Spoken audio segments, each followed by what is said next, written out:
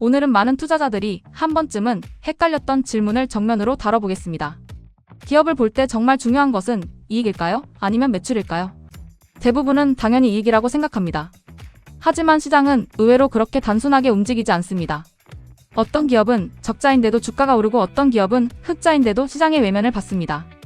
이 이상한 장면을 이해하는 순간 숫자를 보는 눈이 완전히 달라집니다. 구독과 좋아요 누르고 바로 시작합니다. 왜 사람들은 이익부터 보게 될까? 우리는 너무 오랫동안 이익 중심으로 기업을 배워왔습니다. 영업이익이 늘었다, 순이익이 늘었다, 흑자 전환했다. 이런 표현은 직관적이고 강렬합니다. 마치 기업이 잘하고 있다는 최종 성적표처럼 느껴집니다. 하지만 투자에서 중요한 것은 현재의 성적표만이 아닙니다. 앞으로 성적이 더 좋아질 구조가 있는지, 아니면 지금이 가장 좋은 순간인지를 구별하는 것입니다. 피터 린치는 Know what you own and know why you own it. 이라고 말했습니다. 무엇을 보유하는지 뿐 아니라 왜 그 회사를 사는지 알아야 한다는 뜻입니다. 이익은 왜 얼마든지 좋아 보이게 만들 수 있을까? 이익은 생각보다 얼마든지 예쁘게 보일 수 있습니다. 일시적으로 자산을 매각해 이익을 만들 수도 있고, 비용 인식 시점을 조정할 수도 있고, 구조 조정으로 인건비를 줄여 단기 수익성을 끌어올릴 수도 있습니다. 연구개발비나 광고 선전비를 줄이면 당장의 이익은 좋아집니다. 하지만 그 이익이 기업의 진짜 체력이 좋아졌다는 뜻은 아닐 수 있습니다. 오히려 미래를 갉아먹으며 현재 숫자만 번듯하게 만든 것일 수도 있습니다. 그래서 투자자는 이익이 늘었는지만 볼 것이 아니라 왜 늘었는지를 먼저 물어야 합니다. 매출은 왜 시장의 진짜 반응일까? 매출은 조금 다릅니다.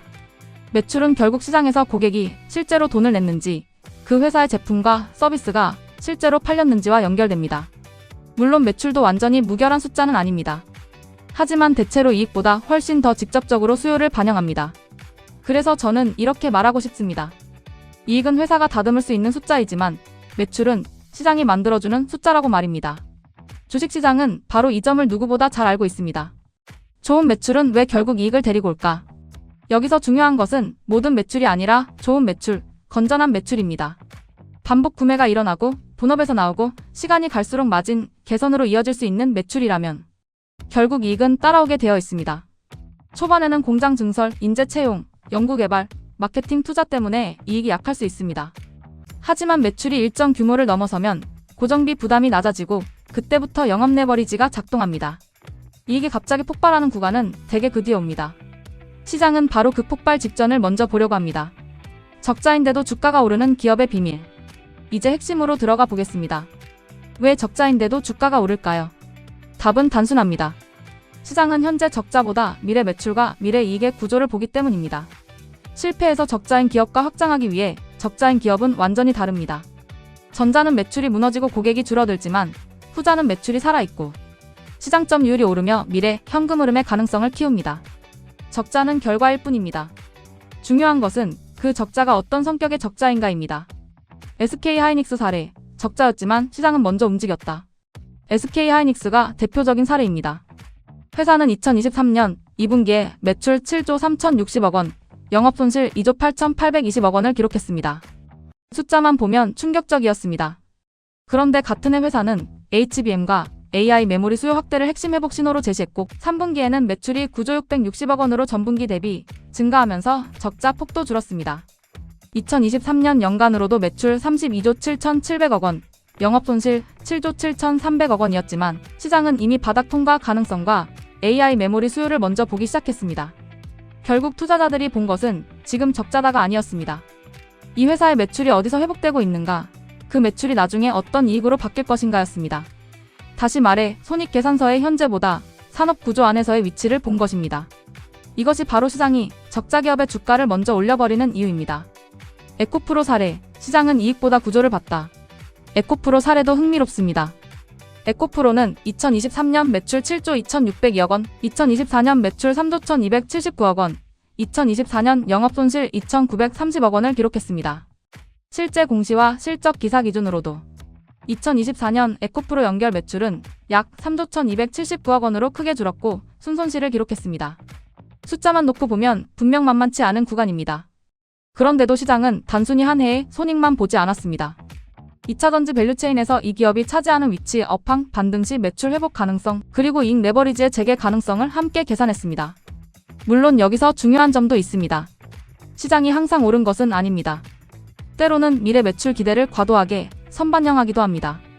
그래서 투자자는 단순히 적자인데 올랐다는 현상만 볼 것이 아니라 그 뒤에 있는 매출의 질을 확인해야 합니다. 본업에서 나온 매출인지, 반복 가능한 매출인지, 현금으로 잘 회수되는 매출인지, 업황이 반등할 때 수익성 개선이 가능한 구조인지 봐야 합니다. 모든 매출이 좋은 것은 아니고 좋은 매출만이 미래에 이익이 됩니다. 건전한 매출이란 무엇인가? 그렇다면 건전한 매출이란 무엇일까요? 첫째, 억지 할인이나 일회성 이벤트가 아니라 고객이 자발적으로 반복 구매하는 매출이어야 합니다. 둘째, 본업 경쟁력에서 나와야 합니다. 셋째, 시간이 갈수록 마진 개선으로 이어질 여지가 있어야 합니다. 넷째, 회계상 숫자에만 잡히는 것이 아니라 실제 현금 흐름으로 이어져야 합니다. 다섯째, 시장점 유율 확대와 브랜드 강화로 연결되어야 합니다. 이런 매출은 처음엔 비용을 많이 먹더라도 결국 이익이라는 열매를 맺을 가능성이 높습니다. 왜 시장은 이익보다 먼저 주가를 움직일까? 주식시장은 늘 한 발 앞서 움직이려 합니다. 이익이 실제로 터진 뒤에 사면 이미 늦을 수 있기 때문입니다.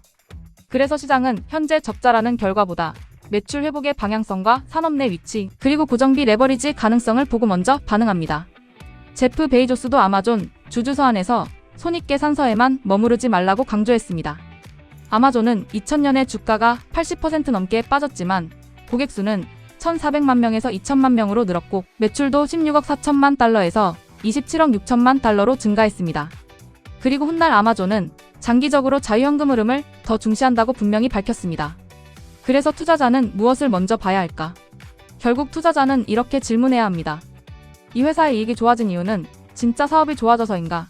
아니면 일시적 조치 때문인가? 이 회사의 매출은 본업에서 나오는가? 반복되는가? 시장점 유율이 붙는가? 시간이 가면 마진이 좋아질 구조인가? 그리고 그 매출은 결국 현금으로 이어지는가? 이 질문에 답할 수 있다면 단순히 숫자를 보는 수준을 넘어 기업의 구조를 읽는 투자자가 될 수 있습니다. 주식은 숫자 게임 같지만 사실은 구조를 읽는 게임입니다. 눈앞의 이익만 보면 현재만 보게 됩니다. 그러나 매출의 방향과 질을 보면 미래가 보입니다. 그래서 어떤 기업은 적자인데도 주가가 오르고 어떤 기업은 흑자인데도 박수를 못 받는 것입니다. 중요한 것은 흑자냐 적자냐가 아니라 그 기업이 어디로 가고 있느냐입니다. 마지막으로 이 문장 하나를 꼭 기억하셨으면 합니다. 이익은 현재의 결과일 수 있지만 매출은 미래 이익의 출발점입니다. 그리고 건전한 매출은 시간이 지나면 결국 이익을 데리고 옵니다. 투자자는 지금 좋아 보이는 숫자보다 앞으로 좋아질 수밖에 없는 구조를 먼저 봐야 합니다. 바로 거기에서 큰 기회가 시작됩니다. 그럼 다음에 더 좋은 콘텐츠로 다시 만나요. 굿바이.